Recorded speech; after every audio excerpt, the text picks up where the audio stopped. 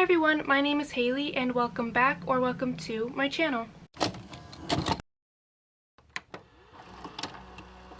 So, I don't know if you can tell, but I recently got a camera. I got the Canon G7X. Hopefully the quality is better. I would assume it is. It looks really good right now. For today's video, I thought I would do something fun, which is tier ranking popular book tropes. I've always loved the tier ranking videos that I've seen on YouTube, and I wanted to curate one for the things that I talk about on my channel, so I thought this would be perfect. I think I have 21 tropes ranging from different categories like YA or romance, fantasy, things like that. These are just my preferences. Everyone has different preferences when it comes to reading. That's what makes this community so fun. If you agree with me or if you disagree with me, let's have a conversation in the comments. Just, you know, be nice about it. I'm going to be looking at my computer, which is right here. You just can't see it.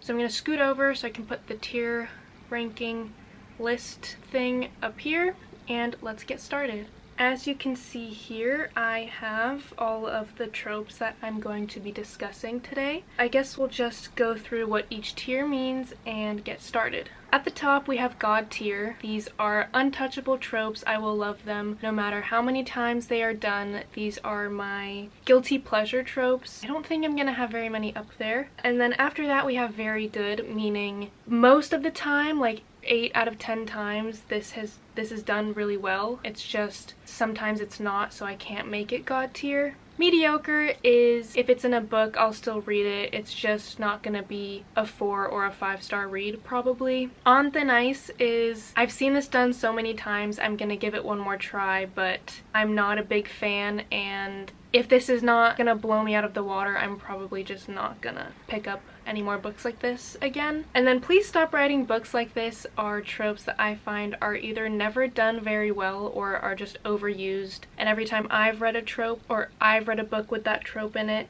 it's just not worked for me. If any of the tropes that I talk about are your favorites and I put them in the last category, please recommend me some books that might change my mind. Let's just get started. First one is soulmates. I am a big romantic and I love romance in any facet. Well, maybe not any, because there are some tropes on here that are not my favorite, but I think soulmates is God tier. I love when a romance is just like, you're the one for me, I'm the one for you, there's nobody else, and they don't have any trials or tribulations in their relationship. They're not trying to make the other person jealous. Like, it's just a very wholesome romance, and it's very passionate and strong, and I really love that trope, especially if it is done well.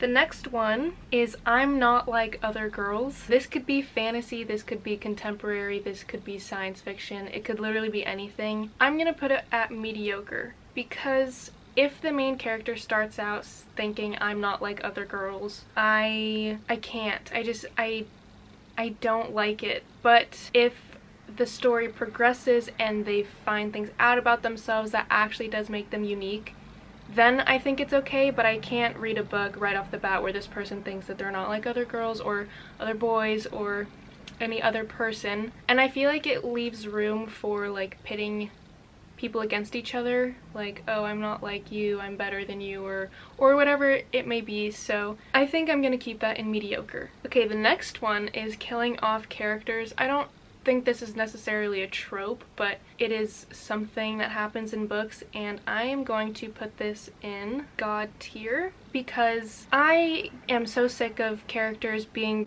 like, they don't die from something that should cause death, and it's not ever explained. They just come back, or like they survive a fall and it's like, how did you do that? No one knows. So I love when characters get killed off. I think it's realistic. I don't think books should always give us what we want. I think it creates a very complex story when maybe secondary or even main characters are killed off, and I don't see it very often. And I like to, you know, sometimes I like to cry at my books, so that's definitely one that gets me going. I think if characters keep coming back from things, it's just unrealistic, and you can't explain how it happens every time, and I think killing off characters should be done more if the book warrants it, and we should not expect everyone to survive, even if they are our favorite characters.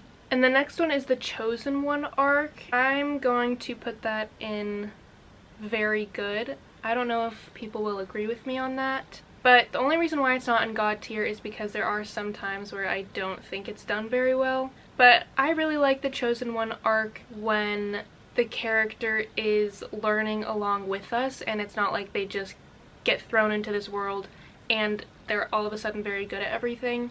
I really like when they're on a learning journey with us and they don't have special powers. They really have to learn from the bottom and achieve higher skills and everything.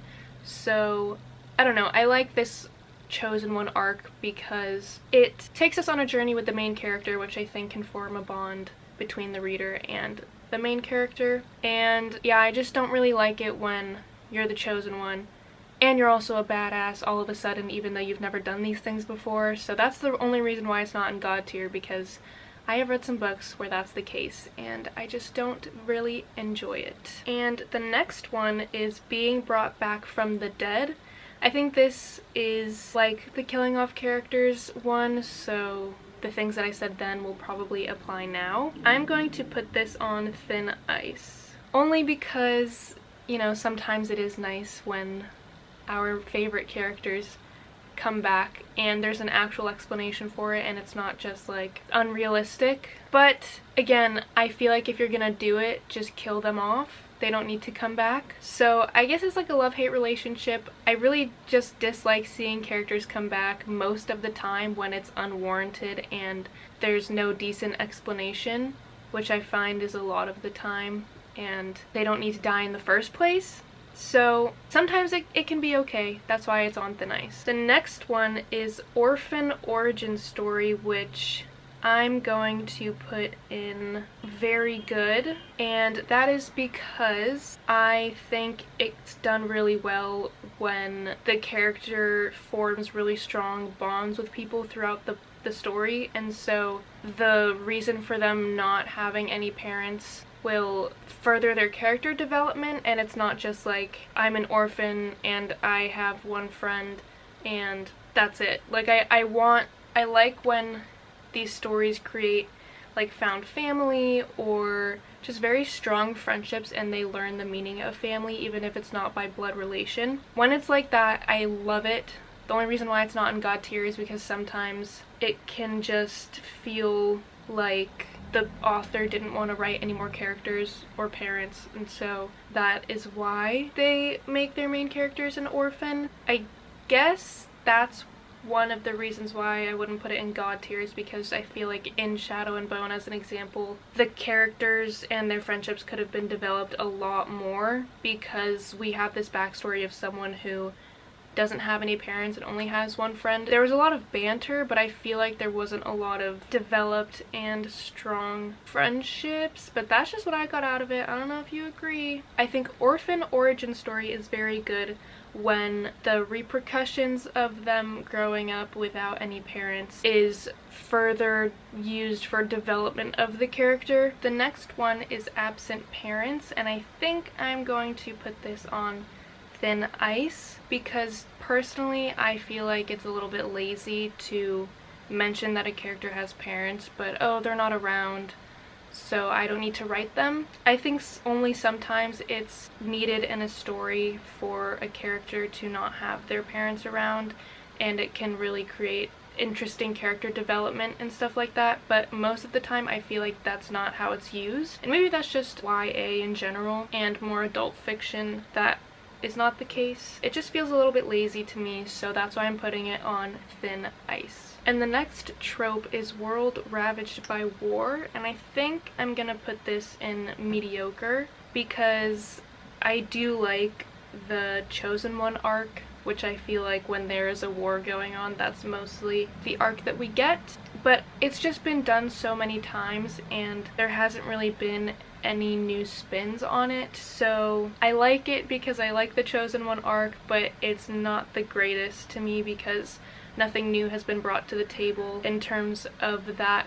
kind of premise. So yeah, I'm just gonna say it's mediocre. The next trope is the main character thinks they're ugly. I'm just going to put please stop writing books like this. I do not like this trope at all. I feel like beauty is definitely subjective, and there is no reason for main characters to think that they're ugly, because oftentimes I feel like that's just the case so that a man or a woman or a love interest could come and tell them it's not true and save them from themselves, and I feel like that's just not a trope that I enjoy. I want my main characters to feel beautiful, and I want them to know their worth before a love interest comes along. I just don't think that's a really good trope, especially in YA, because I feel like it's not a good message to send out to young readers. And the next trope is friends to lovers. I'm going to put this on thin ice. I like friends to enemies to lovers, but I am not a big fan of friends to lovers. I like my romance to be we either hate each other or we don't know each other at all, and we can see their relationship develop together. I feel like with friends to lovers, there's already a foundation there, and I feel like I might be missing something because I didn't get to see their relationship or their friendship from the beginning. But I love romance, so I'm not gonna say please stop writing books like this, because I'd still probably read it. It would just be like the last or second to last trope that I pick up for romance. Okay, now we have the love triangle trope. I am going to put this in very good. And I don't think a lot of people are going to agree with me, but I like a little bit of angst in the romance. I like that there is more at stake when it comes to a love triangle. I like that I have to pick a side, and it's like, oh, is it going to be the person that I want to end up with them? The only reason why I don't put it in God tier is because sometimes it is very annoying to read. But when it's done really well, when you really don't know who's going to end up with who, or when there is a clear, better person, but the character still has feelings for someone that's not good for them, like I love the guessing game, so that's why it's in very good. Next is enemies to lovers, which I am putting on God tier. There is nothing better than enemies to lovers. No matter what genre it is, enemies to lovers will always be the best, in my opinion. I love when we get to see these people going from hate to dislike to like to love. I think there's nothing better than that. I love that one of the characters is always misunderstood, or there's like just a reason why they are such like a brooding person, or there's just like a miscommunication in the beginning that causes them to think that they don't like each other. Miscommunication in general can be a very mediocre trope, but I feel like if it's done correctly in enemies to lovers, it works really well. But yeah, I just love to be on that journey with them and figuring out if they're gonna get together, or obviously they're gonna get together, but seeing their relationship grow and each of them realize that they were wrong about each other, like the hating game, the unhoneymooners, great examples of enemies to lovers that I really enjoyed. It's definitely like my all-time favorite trope. Next we have accidental pregnancy, which I am going to put at please stop writing books like this. I do not like when a romance is interrupted, I guess, by an accidental pregnancy. I feel like that's just not a reality that I want to read about, and it's not because I hate kids or I don't want kids, because that is not true, but I don't want to be reading about people that maybe don't even know if they want to be married or get together for long term, and then the conflict of the story is accidental pregnancy. I don't want to read about babies in my romance. So I will never pick up accidental pregnancy. I'm sorry. The next one is main character being OP or overpowered with no explanation. I'm going to put that in please stop writing books like this. I cannot stand when our main character, and I mentioned this when I said the Chosen One arc, I believe, but when they are all of a sudden really good at something that they never knew they could do, or even if they knew they could do it, they're just really good at it with no explanation. I feel like that's just lazy writing, and it doesn't really develop the character at all. We don't like feel, maybe it doesn't feel earned that they have that power, and there's nothing at stake because they don't need to go through these trials and tribulations of trying to get stronger. So I just think it makes the character flat and boring, and the writer sometimes might not want to put that part of the story in and develop it, and it just kind of feels like lazy writing. And the next trope, I don't know if it's a trope, it's more like, it's not a trope, it's a plot device, I guess is what I would say. But that is plot armor, and I am putting this in Please Stop Writing Books Like This because, as I mentioned in Being Brought Back from the Dead, I just don't like when nothing happens to characters because they are a character, like the plot will protect them. I don't like when like they do something wrong but they're not held accountable because they're the main character, or they should be getting in trouble for something and they don't because they're a main character, or they should have died but they don't because they're a character. It's so unrealistic to me. Even in fantasy, I want realism when it comes to stuff like that. So yeah, I think plot armor is a device that I don't enjoy. Okay, next we have random powers, and I think I'm going to put this in, I'm debating between mediocre and very good, but I think I'll just put it in mediocre because I think it can be done really well if the character is as surprised as we are when it happens, and it's not like, oh, I always thought I was different, all this stuff. Like, I want it to be shocking to them as well, and I feel like that might not always be the case. So I'm putting it in mediocre because I feel like more stories like that should be shocking to the main character, and we should see them develop the powers, and again, not just have them be really good at it. Next is Forbidden Love. This is going in God tier. There is nothing I love more besides enemies to lovers is people that are fighting to be together when they shouldn't, especially if it's dangerous. That is one of my favorites. I think, again, it's so much fun. There's such high stakes when it comes to Forbidden Love, and it might not be easy. And I know I said in Soulmates that I love an easygoing romance, but I also love one that's not so easygoing, and I feel like Forbidden Love is perfect for that, especially if it's like you are together but an outside force stops you from being together so you can't be, or like you know you're not good for the person so you're not gonna be with them. I feel like Forbidden Love is kind of realistic sometimes if it's distance or time in your life that you just can't be with someone. And then in fantasy, it's always fun because it's usually like the dark brooding character that they shouldn't be in love with, but they are. So Forbidden Love, God tier. Next one is Second Chance Romance, and I'm going to put this in Please Stop Writing Books Like This. I feel like maybe I made the name of this last category a little bit harsh, but this is kind of along the lines of friends to lovers. I don't like reading about people that have already been in a relationship. I want something fresh and new, so I would just rather read about people that don't know each other or they hate each other